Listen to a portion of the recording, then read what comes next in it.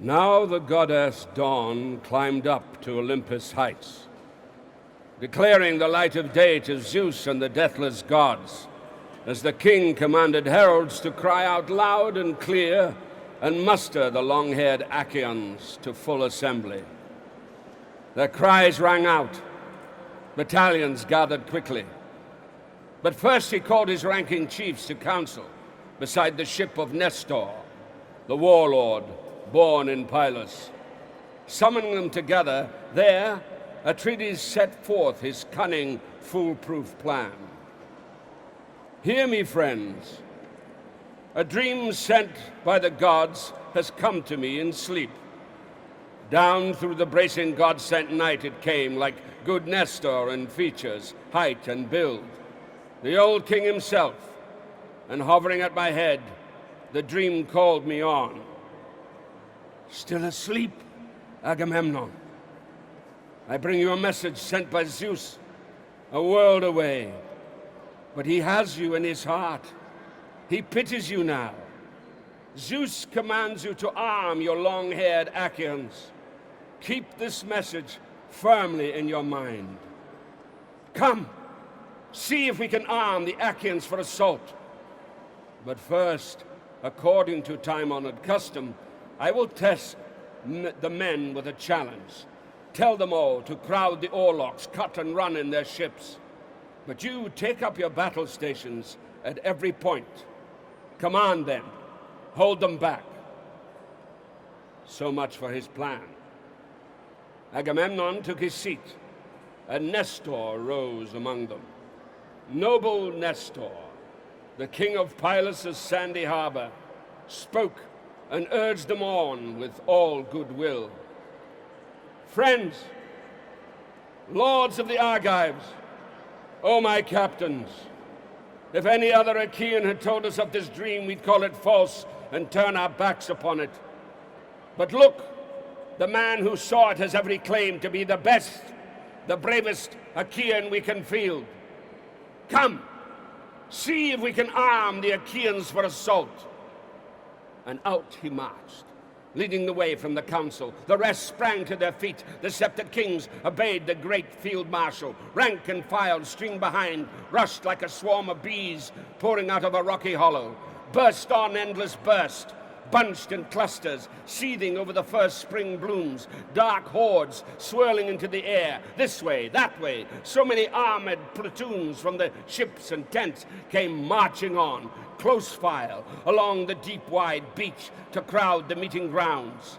And rumor, Zeus's crier, like wildfire, blazing among them, whipped them on. The troops assembled. The meeting ground shook. The earth groaned and rumbled under the huge weight as soldiers took positions. The whole place in uproar. 9 heralds shouted out, trying to keep some order. Quiet! Battalions! Silence! Hear your royal kings!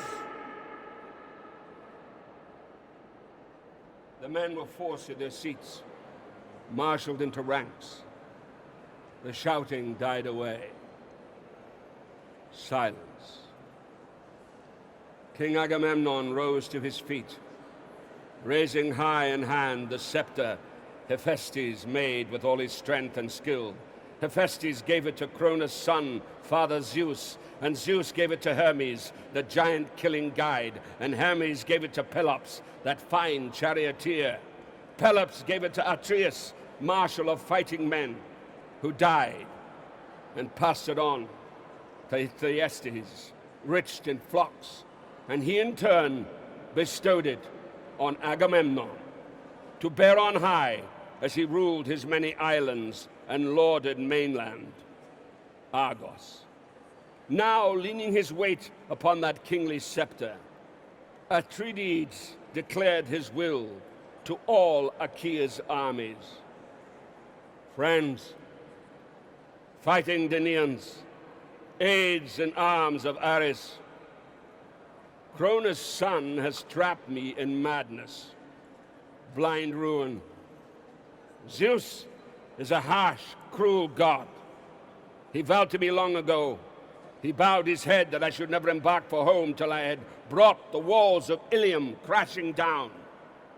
But now, I see, he only plotted brutal treachery. Now he commands me back to Argos in disgrace, whole regiments of my men destroyed in battle. So it must please his overweening heart. Who knows? Father Zeus has lopped the crowns of 1,000 cities, true, and Zeus will lop still more. His power is too great. What humiliation, even for the generations still to come, to learn that Achaeans' armies so strong, so vast, fought a futile war. We're still fighting it. No end in sight, and battling forces we outnumber by far. Say that Trojans and Argives both agreed to swear a truce, to seal their oaths in blood, and opposing sides were tallied out in full. Count one by one the Trojans who live in Troy, but count our Achaeans out by 10-man squads, and each squad pick a Trojan to pour its wine. Many Achaean tens would lack their steward then. That's how far we outnumber them. I'd say Achaeans to Trojans, the men who hail from Troy at least. But they have allies called from countless cities, fighters brandishing spears who blocked my way, who throw me off course, thwarting my will to plunder Ilium's rugged walls. And now, 9 years of almighty Zeus have marched by. Our ship timbers rot, and the cables snap and fray across the sea. Our wives and helpless children wait in the halls, wait for our return. And our work drags on, unfinished as always, hopeless. The labor of war that brought us here to Troy. So come, follow my orders. All obey me now. Cut and run. Sail home to the fatherland we love. We'll never take the broad streets of Troy. Testing his men, he had only made the spirit race inside their chests. All the rank and file who'd never heard his plan. And the whole assembly surged like big waves at sea, the Icarian Sea, when east and south winds drive it on, blasting down in force from the clouds of Father Zeus, or when the west wind shakes the deep-standing grain with hurricane gusts that flatten down the stalks. So the massed assembly of troops was shaken now. They cried in alarm, charged towards their ships, and the dust went whirling up from under their rushing feet. And the men jostled back and forth, shouting orders. Grapple the ships, drag them down to the bright sea, clean out the launching channels. Shrill shouts hitting the heavens, fighters racing for home, knocking the blocks out underneath the hulls. And now they might have won their journey home, the men of Argos fighting the will of fate. Yes, yes, if Hera had not alerted Athene. Inconceivable, child of Zeus, whose battle shield is thunder. Tireless one. Athene, what? Is this the way? Go range the ranks of Achaeans armed in bronze. With your winning words, hold back each man you find. Don't let them haul their rolling ships to sea. The bright-eyed goddess Pallas lost no time. Down she flashed from the peaks of Mount Olympus, quickly reached the ships, and found Odysseus first, a mastermind like Zeus, still standing fast. He had not laid a hand on his black-benched hull. Such anguish racked his heart and fighting spirit. Now, close beside him, the bright-eyed goddess stood and urged him on. Royal son of Laertes, Odysseus, great tactician, what? Is this the way? All you Argives flying home to your fatherland, tumbling into your oar-swept ships, leaving Priam and all the men of Troy a trophy to glory over? Helen of Argos, Helen, for whom so many Argives lost their lives in Troy, far from native land. Now, no, don't give up now. Range the Achaean ranks with your winning words. Hold back each man you find, and don't let them haul their rolling ships to sea. He knew the goddess' voice. He went on the run, flinging off his cape as Eurybates picked it up, the herald of Ithaca always at his side. Coming face to face with Atrides Agamemnon, he relieved him of his father's royal scepter. Its power can never die. And grasping it tightly, off he strode to the ships of the Argives, armed in bronze. Whenever Odysseus met some man of rank, a king, he'd halt and hold him back with winning words. My friend, it's wrong to threaten you like a coward, but you stand fast. You keep your men in check.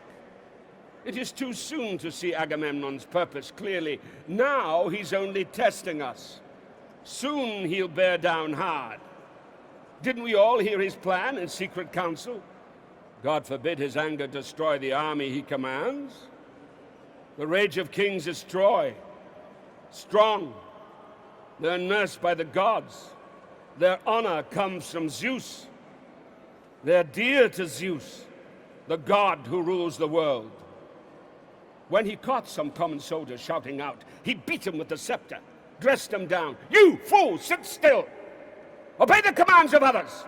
Your superiors, you deserter, rank coward, you count for nothing, neither in war nor council. How can all Achaeans be masters here in Troy? Too many kings can ruin an army mob rule. Let there be one commander, one master only, endowed by the son of crooked-minded Cronus with kingly scepter and royal rights of custom. Whatever one man needs to lead his people well. So he ranged the ranks, commanding men to order, and back again they surged from ships and shelters, back to the meeting grounds with a deep pounding din, thundering out as battle lines of breakers crash and drag along some endless beach and the rough sea roars. Their armies took their seats, marshaled in ranks. But one man, Thersites, still railed on, non-stop. His head was full of obscenities, teeming with rant, all for no good reason. Insubordinate, baiting the kings, anything to provoke some laughter from the troops. Here was the ugliest man who ever came to Troy. Bandy-legged he was, with one foot clubbed, both shoulders humped together, curving over his caved-in chest, and bobbing above them, his skull warped to a point, sprouting clumps of straggly, woolly hair. Achilles despised him most, Odysseus too. He was always abusing both chiefs, but now he went for majestic Agamemnon, hollering out, taunting the king with strings of cutting insults. The Achaeans were furious with him, deeply offended, him spewing his abuse. Still moaning and groaning, mighty Atrides? Why now? What are you panting after now? Your shelters packed with lion shares of bronze, plenty of women too, crowding your lodges. Best of the lot, the beauties we hand you first, whenever we take some stronghold. Or still more gold you're wanting? More ransom? A son of the stallion breaking Trojans might just fetch from Troy? Though I, or another hero, brings him back in chains. Or a young woman, is it, to spread and couple, to bed down for yourself, apart from all the troops? How shameful for you! the high and mighty commander, to lead the sons of Achaea to bloody slaughter. Sons? No, my soft friends, wretched excuses. Women, riot men of Achaea. Home we go in our ships, abandon him here in Troy to wallow in all his prizes. He'll see if the likes of us have propped him up or not. Look, now it's Achilles. A greater man he disgraces, seizes and keeps his prize, tears her away himself. But no gall in Achilles. Achilles lets it go. If not, Atreides, that outrage would have been your last. So Thersites taunted the famous field marshal. But Odysseus stepped in quickly, facing him down with a dark glance and threats to break his nerve. What a flood of abuse, Thersites. Even for you, fluent and flowing as you are. Keep quiet. Who are you to wrangle with kings, you alone? No one, I say, no one alive less soldiery than you, none in the ranks that came to Troy with Agamemnon.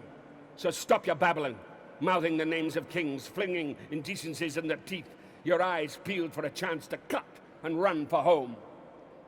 We can have no idea, no clear idea at all, how long the campaign will end. Whether Achaea's sons will make it home unharmed or slink back in disgrace. But there you sit, hurling abuse at the son of Atreus, Agamemnon, marshal of armies, simply because our fighters gave Atreides the lion's share of all our plunder. You and your ranting slander. You're the outrage. I tell you this, so help me, it's the truth. If I catch you again, blithering on this way, let Odysseus' head be wrenched off his shoulders. Never call me the father of Telemachus. If I don't grab you, strip the clothing off you, cloak, tunic, rags that wrap your private parts, and whip you howling naked back to the fast ships out of the army's muster whip. Whip you like a cur. And he cracked the scepter across his back and shoulders. The rascal doubled over, tears streaking down his face, and a bloody welt bulged up between his blades. Under the stroke of the golden scepter's studs, he squatted low, cringing, stunned with pain, blinking like some idiot, rubbing his tears off dumbly with a fist. Their morale was low, but the men laughed now, good hearty laughter breaking over Thersites' head. Glancing at neighbors, they would shout, "A terrific stroke! 1,000 terrific strokes he's carried off Odysseus, taking the lead in tactics, mapping battle plans." But here's the best thing yet he's done for the men. He's put a stop to this babbling, foul-mouthed fool. So the soldiers bantered, but not Odysseus. The raider of cities stood there, scepter in hand, and close behind him the gray-eyed Athena rose like a herald, ordering men to silence. All from the first to lowest ranks of Achaea's troops should hear his words and mark his counsel well. For the good of all, he urged them. Agamemnon, now, my king, the Achaeans are bent on making you a disgrace in the eyes of every man alive. Yes, they failed to fulfill their promise, sworn that day they sailed here from the stallion land of Argos. That not until you had raised the rugged walls of Troy, that they would sail home again. But look at them now, like green, defenseless boys or widowed women, whimpering to each other, wailing to journey back. True, they've labored long. They're desperate for home. Any fighter cut off from his wife for 1 month would chafe at the benches, moaning in his ship, pinned down by gales and heavy raging seas. A month. But look at us. This is the 9th year come round. The 9th we've hung on here. Who could blame the Achaeans for chafing, bridling beside the Helot ships? But still what a humiliation would be to hold out so long, then sail home, empty-handed?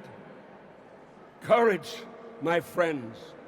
Hold out a little longer, till we see if Calchas divined the truth or not. We all recall that moment. Who could forget it? We were all witnesses then. At least all the deadly spirits have not dragged away.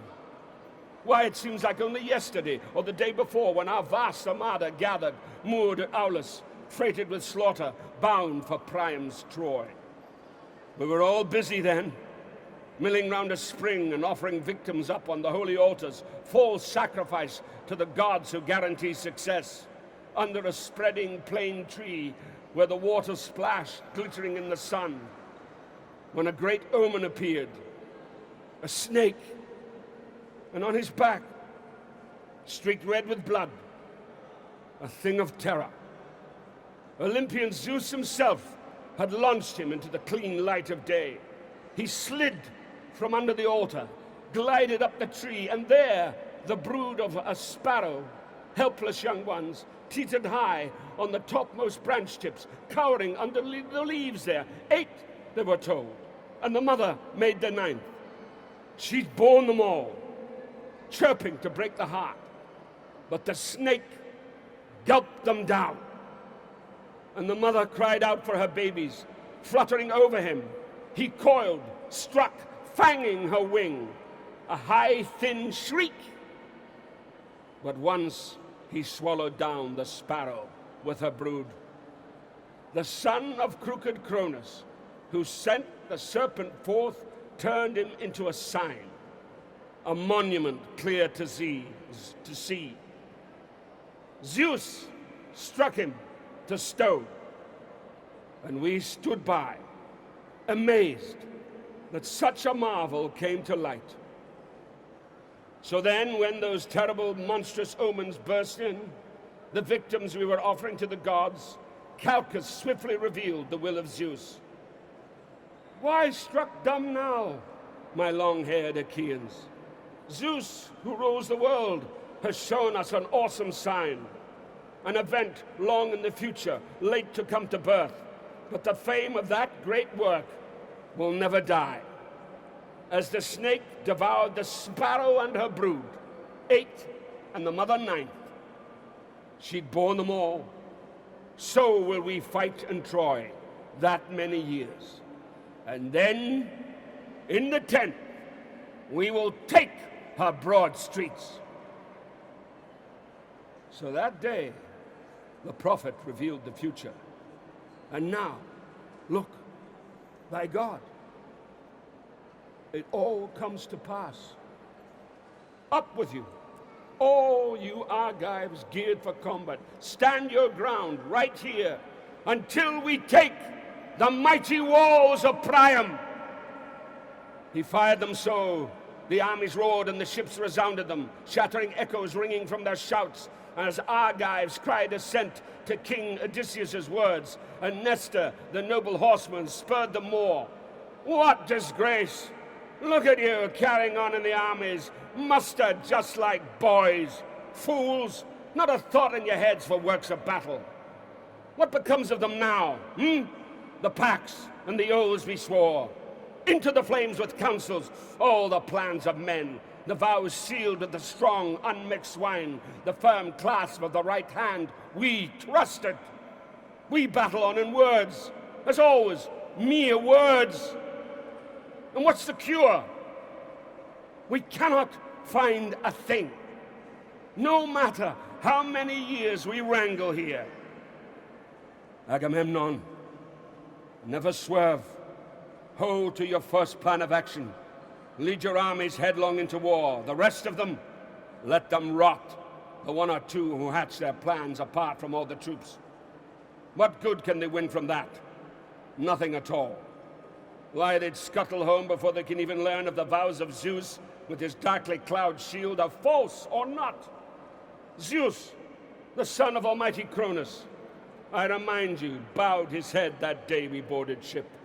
All the Argives laden with blood and death for Troy, his lightning bolts on the right, good omens blazing forth.